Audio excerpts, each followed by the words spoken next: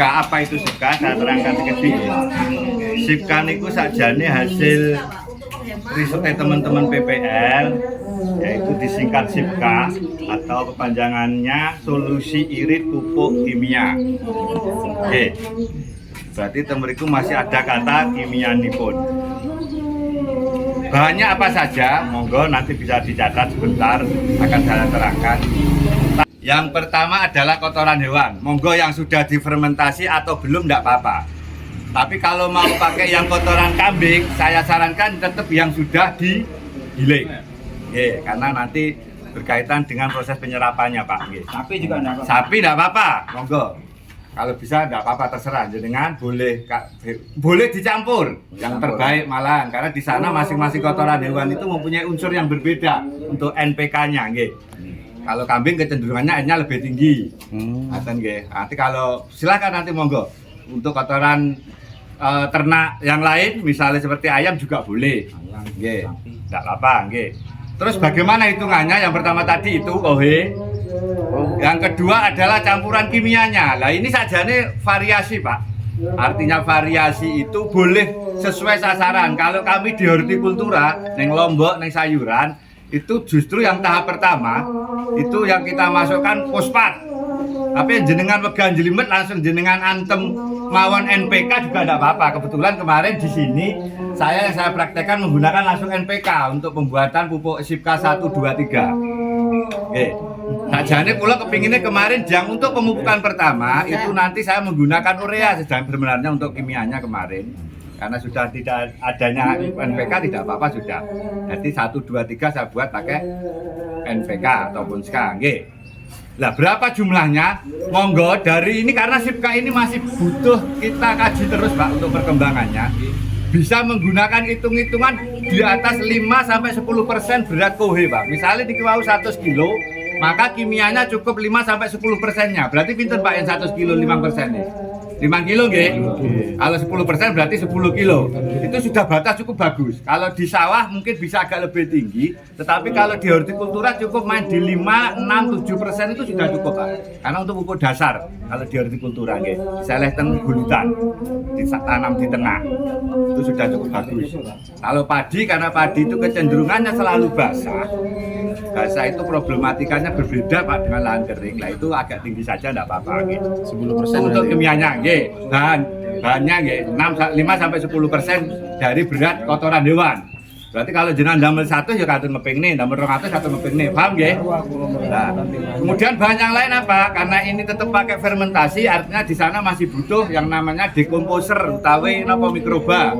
Terserah mau E4, mau damel piyambak kayak Pak Soleh biasa gawe, Sokomol, BJPR, lan sak piturute terserah monggo. Bebas. Berapa dosisnya? Nggih pabrikan damel 200 lah, 200 mili per 1 kuintalnya. Atau kalau damel dewe ya rada boros mboten napa-napa ndak apa-apa. Atau jenengan pakai beberapa bahan dekomposer, itu malah saya. Karena di situ varian mikrobanya jenisnya makin bervariasi.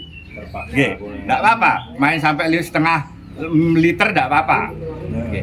Yang keempat adalah tetes. Tetes fungsinya molase atau tetes atau apapun yang manis terserah. Sebenarnya tidak hanya tetes, cuman tetes dipakai itu satu lebih murah dibandingkan sumber gula yang lain. Kalau saya sering pakai gula donat, pakai gula merah, bebas sebenarnya. Cuman kalau paling simpel memang senang pakai tetes yang lebih simpel dan murah. Berapa pakainya? Intinya ini tetes ini digunakan untuk aktivator mikroba. Kalau nanti kita pakai ini kebetulan yang ada yang disiapkan oleh Bapak Ibu PPL di sini ini M21. Nah, ini fungsinya untuk membangunkan. Kalau pabrikan maupun bukan pabrikan gitu. Kecuali ini sudah jenengan aktivasi. Maksudnya diaktifasi ini sudah jenengan perbanyak menggunakan bahan-bahan yang sudah ada, misalnya pakai godokan air kentang, pakai air kelapa, kemudian ini sudah jenengan hidupkan, artinya sudah aktif, tidak perlu jenengan aktivasi lagi, tinggal aplikasi. Karena ini pabrikan ini rata-rata posisi dorman atau tidur, maka ini perlu kita aktivasi, kita bangunkan dengan menggunakan atau hal yang manis tadi atau tetes tadi ini nanti pakai ini kita ini kalau pakai ini cukup 200 ml cekap lah, nanti kita bangunkan. Berapa tetesnya? Monggo semakin manis sebenarnya bagus, cuman kan kita itu juga uang tani ini kan hitung-hitungan biaya toh Pak. Kalau bisa agak dihemat ngapain main boros kan ngoten. Lah ini main saja di antara gulanya kalau pakai 200 ml itu silahkan main di angka-angka 300 ml atau 200 ml juga enggak apa-apa. Untuk gulanya fungsinya untuk membangunkan ini, untuk mengaktifasi. Aktivasi dalam satu botol itu. Kalau ini cukup pakai kalau pabrikan jenengan M kelas 200 ml cekap Pak, kalau hanya untuk setengah ton mawon.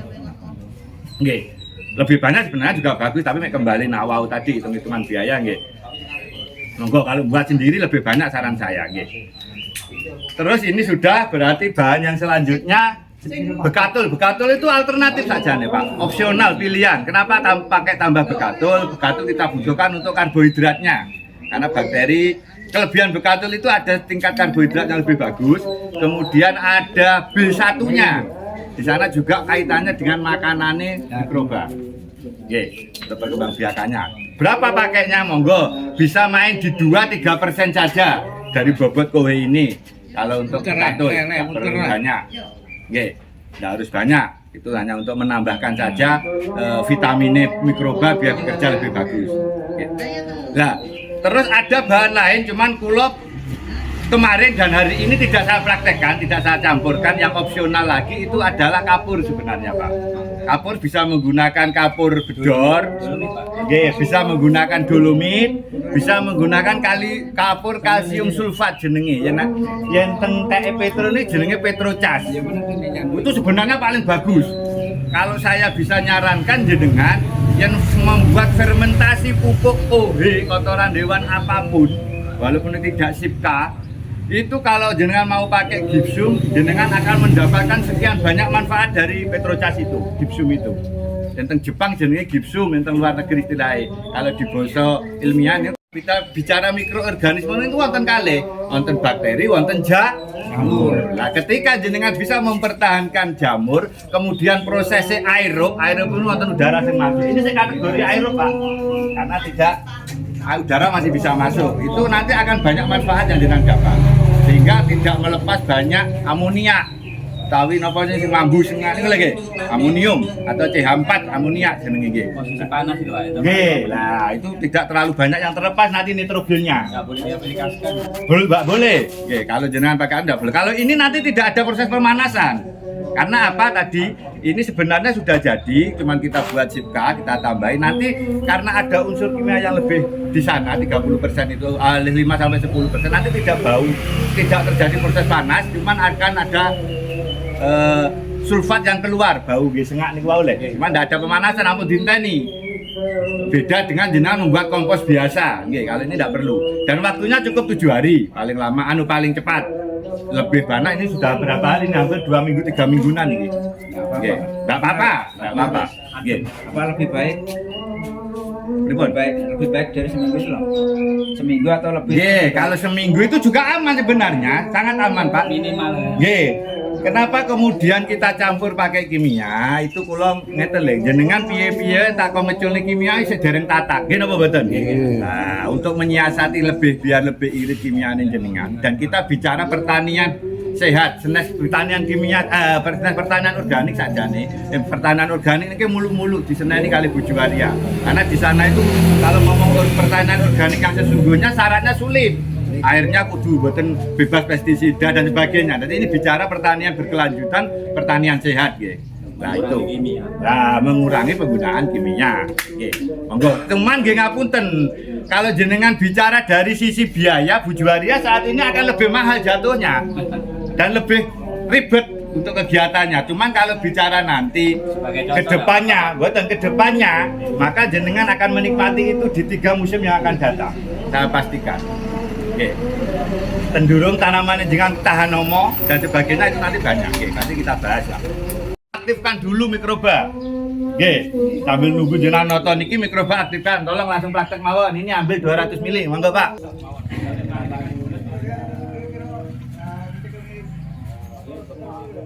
Lima tutup ya.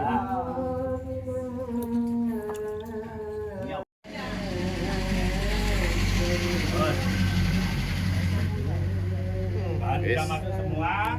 Dulu. Biar bikin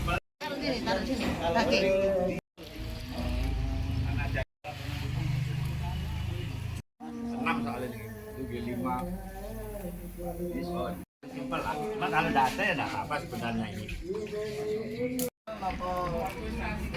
Iya, Pak. Mikrobakterinya ini opsional apa? Nggih.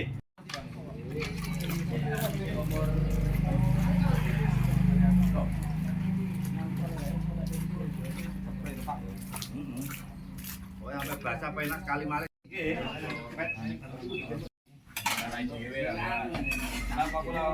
Kecampuran, kecampuran semua. Kan ternyata dicampurin banget. Pengen babi akeh.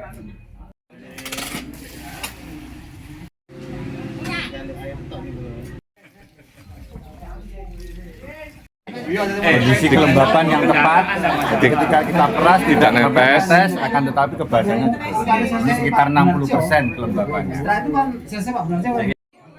Karena itu nanti kajian.